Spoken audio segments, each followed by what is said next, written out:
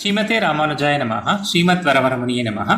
நம்மாழ்வார் அருளிச் செய்த திருவாய்மொழி 4ஆம் பத்து 8ஆம் பதிகத்தின் முதல் பாசுரத்தில் ஏராளும் இறையோனும் திசைமுகனும் திருமகளும் கூறாளும் தனி உடம்பன் குலம் குலமா அசுரர்களை நீராகும்படியாக நிர்மித்து படைத்தொட்ட மாறாளன் கவராத மணிமாமை குறைவெலமே என்று பாடுகிறார்.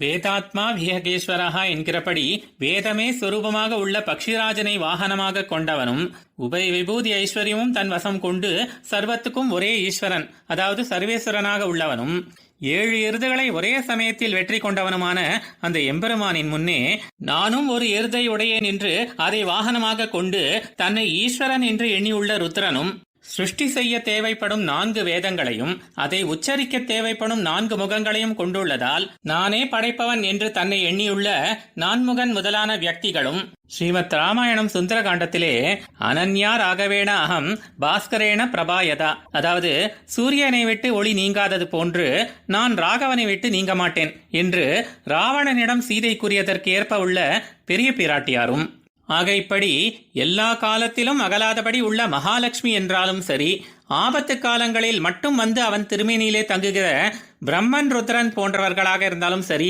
இது என்னிடம், நான் வசித்த இடம் என்று ஒவ்வொருவரும் தனித்தனியாக கூறிட்டு ஆண்டு அனுபவிக்க துடிக்கும் எம்பெருமானுடைய சௌசீல்ய மகாகுணம் விளங்கும் அந்த திருமேனியை அல்லவோ நான் எழுந்துவிட்டேன் என்கிறார்.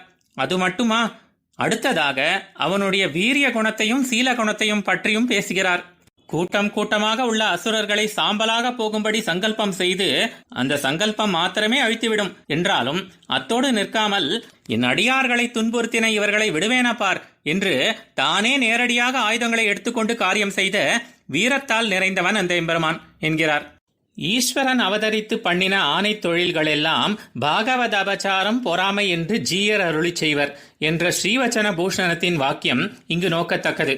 ஈஸ்வரன், அதாவது ஸ்ரீமன் நாராயணன் தான் அவதரிக்கும் போது ராமன் கிருஷ்ணன் போன்று மனிதனாக எடுத்துக்கொள்ளும் பிறவிகளிலும் சரி, வராக நரசிம்மன் முதலான மற்ற யோனிகளில் தோன்றும் போதும் சரி, அவன் செய்கிற அதிமானுஷ செயல்கள் யாவும், அதாவது தான் இருந்த இடத்திலிருந்து கொண்டே மனதில் சங்கல்பித்து விட்டால் அந்த காரியத்தை முடிக்கும் ஆற்றல் அதற்கு உண்டு என்ற போதிலும் அந்தந்த யோனிகளின் இயல்பை மீறிக்கொண்டு செய்கிற ஆச்சரியமான செயல்கள் யாவும் தன்னுடைய அடியவர்களிடம் பொறாமை காரணமாக மற்றவர்கள் பண்ணுகிற அபச்சாரத்தை, அதாவது அவமரியாதை துன்புறுத்துதல் போன்றவற்றை தன்னால் சகித்துக் கொள்ள முடியாமல் அவன் செய்தவையே ஆகும். ஆகவே அவன் அடியவர்கள் யாராயிருந்தாலும், எந்த குலத்தில் பிறந்து எப்படிப்பட்ட தகுதி கொண்டவர்களாயிருந்தாலும் அவர்களிடத்தில் மரியாதையோடு நடந்து கொள்வது அவசியம். இப்படி அடியார்களின் விரோதிகளை தன்னுடைய விரோதிகளாக கொண்டு அவர்களோடு மாறுபட்டு எதிர்ப்பவனாக உள்ள அந்த பெருமான் ஓடி வந்து, என் மேல் விழுந்தாலன்றோ இந்த சரீரத்தின் அழகிய மணி போன்ற நிறம் எனக்கு மகிழ்ச்சியை கொடுக்கும், அவனை கவராத அப்படிப்பட்ட நிறம் எதுவும் எனக்கு தேவையில்லை என்று இங்கு அருளி செய்கிறார். ஆழ்வார் எம்பெருமானார் ஜீயர் திருவடிகளே சரணம்.